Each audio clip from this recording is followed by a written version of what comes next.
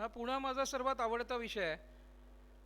गंमत असते, तुम्ही जेव्हा लहान असता तेव्हा तुम्ही त्या गोष्टीवर टीका करायला लागता की पुणेकर पद्धत, सदाशिव पेठ वगैरे वगैरे. आणि जेव्हा तुम्ही 40 नंतर पुढे जाता ना, 20-25 वर्ष धंद्यात राहता, तेव्हा तुम्हाला लक्षात येतं की अरे हा एक कुठेतरी आपलाच एक युनिकनेस व्हायला लागलाय, आपणही त्यांच्यासारखेच वागायला लागलोय. हे आता मी जाऊन असं म्हणतो की ओके पुण्यात आहोत, पुण्याचा अभिमान बाळगू, नुसता अभिमान बाळगायला नको, तर मी अनेकांना सांगतो की त्याचं जिओग्राफिकल इंडिकेशन घेऊन टाका. सदाशिव पेढी प्रवृत्तीचं कुठेतरी एक जिओग्राफिकल इंडिकेशन म्हणजे भौगोलिक स्वामित्व असतं, आणि त्या भौगोलिक स्वामित्वाप्रमाणे अनेक प्रॉडक्ट्स तयार होतात जगभर. जे तुम्ही जगात गेलात तर कुठली टिपिकल शॅम्पेन एकाच ठिकाणची घेता, अत्तरं एका ठिकाणचीच घेता. काही ठिकाणी गेला तर आपण सोव्हेनियर्स घेऊन येतो, ते एका ठिकाणचेच घेऊन येतो. तर हे सगळं त्या तिथल्या जिओग्राफिकल इंडिकेशन्स, तिथलं जे भौगोलिक परिस्थिती असते त्याच्यामुळे होतं. आपल्या महाराष्ट्राची पण एक भौगोलिक परिस्थिती आहे अशी, आणि अनफॉर्च्युनेटली ती जी भौगोलिक परिस्थिती आहे त्या भौगोलिक परिस्थितीमध्ये एक फार गहन विचार आहे, वेगळा विचार आहे. आपल्याला उगीच असं वाटतं की आपणच फक्त शूर आहोत. मी परत मुद्दामून वाक्य बोलतो, आपणच फक्त शूर आहोत असं आपल्याला खूपदा वाटतं. पण वास्तविक पाहता जर तुम्ही थोडं पुढे जाल आणि पाहाल ना, तर तुमच्यापेक्षा खूप शूर माणसं आधीच होऊन गेलेली असतात. आणि होतं काय ह्या सगळ्या परिस्थितीमध्ये, आपण असं समजतो की मी फक्त एकटाच आहे, मी फक्त एकटाच आहे. आणि ती जी एकटेपणाची जी जाणीव असते ना, ती तुम्हाला कायम तुमच्या उद्योजकीय जी काही तुमचा पराक्रम असतो, तुमचं उद्योजकीय जे काही जीवन असतं त्याच्यात तुम्हाला कायम ती गोष्ट सारखी त्रास देत राहते. म्हणजे काय होतं, त्रास देत राहते म्हणजे काय होतं, ते एक्झॅक्टली अशी गोष्ट होत राहते की तुम्ही जिथनं प्रवास सुरू करता तेव्हा तुम्ही असं समजता की तुम्ही एकटेच आहात, सगळं मला एकट्यानेच करायचं आहे. आणि मग तो एकटेपणा तुम्हाला सांगतो एवढा वाढतो. तुमच्यापैकी किती जण बिझनेसमध्ये आहेत आत्ता? हात वर करून दाखवाल का? थँक्स. आणि तुमच्यापैकी किती जणांना बिझनेसमध्ये यायची इच्छा आहे? Yes. I am going to address to this 5-6 people also, because मला एक स्पेसिफिक सजेशन खालनं वर येताना आलं की धंद्यातल्या लोकांसाठी तुम्ही नक्की बोलता, पण ज्यांनी धंदा चालू नाही केला अशा लोकांसाठी तुम्ही बोलत नाही. मी 15 मिनटं तरी नक्की तुमच्यासाठी बोलणार आहे. होतं कसं बघा, जे माझे मित्र बिझनेसमध्ये आहेत त्यांना ही गोष्ट खूप जाणवेल. तुम्ही बिझनेसमध्ये जाताना सुरुवात अशी होते की तुम्ही बिझनेसमध्ये येता आणि कुणाशी काही शेअर करायचं नाही असा स्वभाव तुमचा नसतो, खूप शेअर करता.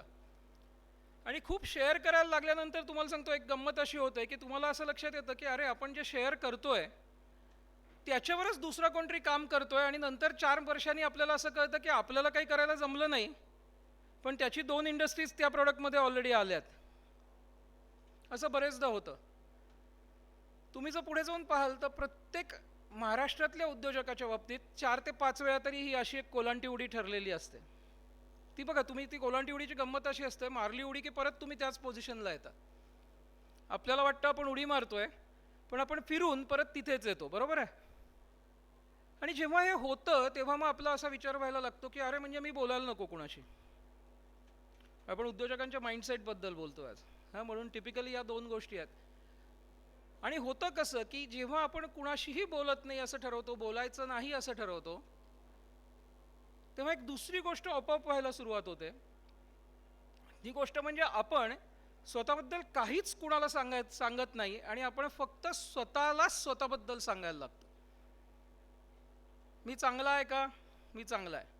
मग एखाद्या क्लायंटनी कोटेशनमध्ये ₹7 कमी दिले आपल्याला पर पीस, तर आपण असं म्हणतो की नाही आज मी वाईट आहे. मग उद्या कधीतरी आपण चांगले असतो, कधीतरी आपण वाईट असतो. आणि या स्विंगमध्ये हा एक झोपाळा जो असतो ना, हा झोपाळा कायम तुमच्या मनामध्ये चालू राहतो. आणि जेव्हा कदाचित काही जे 80-90 वर्षाचे सुद्धा लोक मला भेटतात की करायचं होतं पण करता आलं नाही, असा एक टॉपिक असतो त्यांचा नेहमीचा आवडता विषय, तो विषयी खूप आनंदाने सांगितला जातो की मला करायचं होतं पण करता आलं नाही.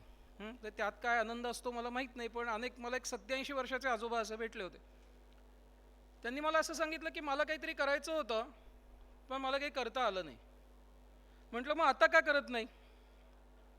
तेव्हा काय करू ते माहिती नाही. म्हटलं काय करू हे खूप सोपं असतं. तुम्ही जर का आजूबाजूला पाहिलं तर तुमच्या इमिजिएट लक्षात येईल की तुम्ही काय करू शकता. ते म्हणाले कसं. म्हटलं तुम्हाला सर्वात जास्ती चांगली गोष्ट कुठली आवडते.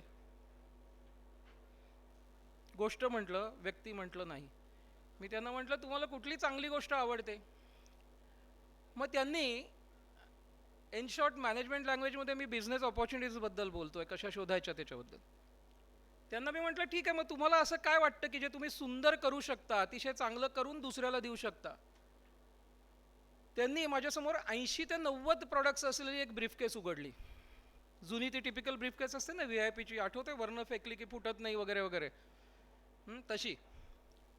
आणि ती ओपन केल्यानंतर असं लक्षात आलं की त्यातले काही प्रोडक्ट्स रबर बँडनी बनवले होते, काही प्रोडक्ट्स हेअर पिननी बनवले होते, काही प्रोडक्ट्स घरातले मोहरी असते ना आपली, मोहरी वापरून बनवलेले होते.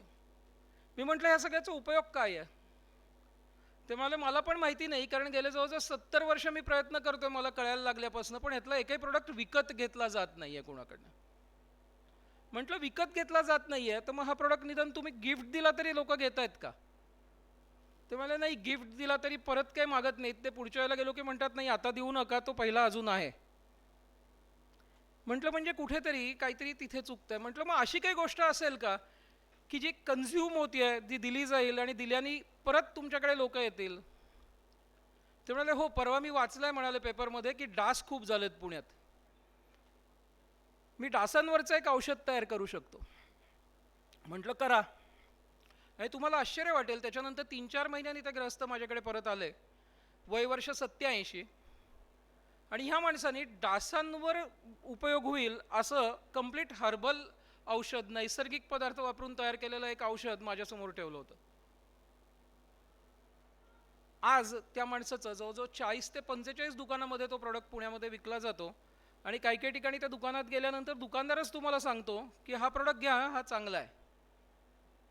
हे बघा, ऑपॉर्च्युनिटीज कुठे असतात, तुमच्याकडेच असतात. आपण चुकतो कुठे, आपण काय करतो, सुरुवात कशी होते चालू बघा. आपण असं करतो, आपण पहिल्यांदा म्हणतो की मी एकटाच आहे, मला कुणाचीही मदत नाही. आणि मग ह्याच्यातनं होतं काय माहिती आहे का, आपण स्वतःला उगीच स्वतःला प्रूव्ह करायला सुरुवात करतो. तुमच्या लक्षात येते का मी काय बोलतोय ते. आपण अंतर खूप आहे. मी खालती उभं राहून बोललो चालणार आहे का.